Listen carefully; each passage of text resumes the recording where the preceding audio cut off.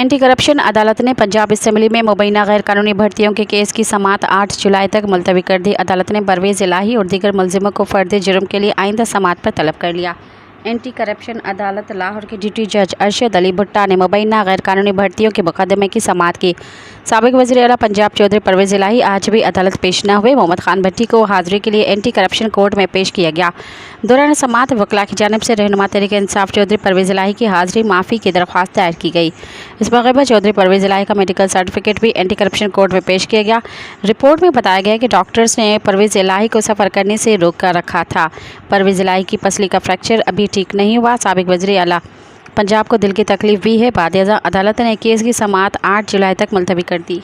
मज़ीद ख़बरन ऐं तफ़सीलात लाइ विज़िट कयो असांजी वेबसाइट www.awamiNewsHD.com ऐं ॾिसंदा रहो अवामी न्यूज़ HD।